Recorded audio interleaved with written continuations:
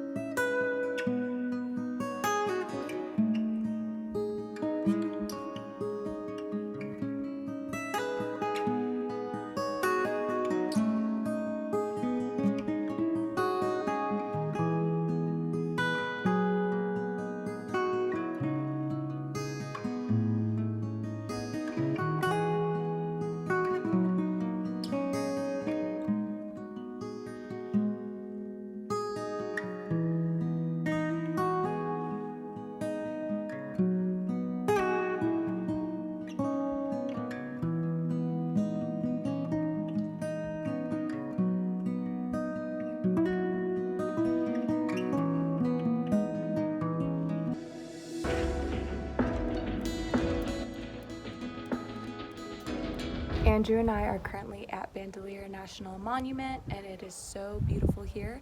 I'm literally in a cave dwelling, and this place is known for ruins of the Pueblo people. What's nice about it is not just caves, but there's a lot of like forest greenery in addition to the ruins.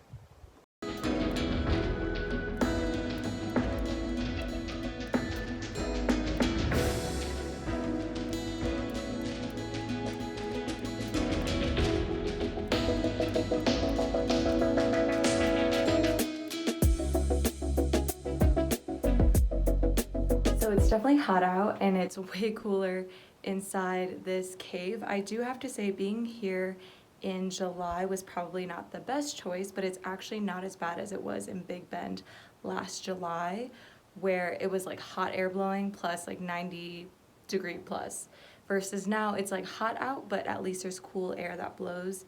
And then there's a good amount of shading in the caves as well that there wasn't at Big Bend.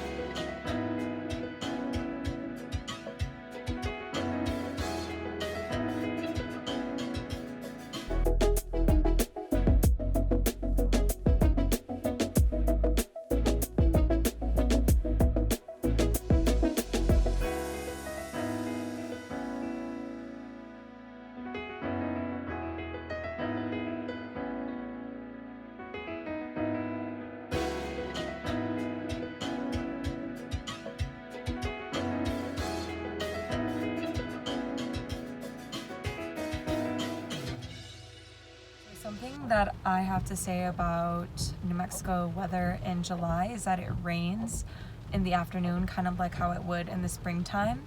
So yesterday when we were driving, we encountered a hailstorm, and it was like raining pretty hard along with hailing, and it was coming down for a good amount of time that all the cars on the highway like pulled off the highway, and we were just in a long line just waiting on the side of the road because of how hard it was hailing and raining. And so right now we are at Spence Hot Springs, but because it's raining, we're considering whether we should go. So we'll see if the rain lasts, but that seems to be the weather here in July.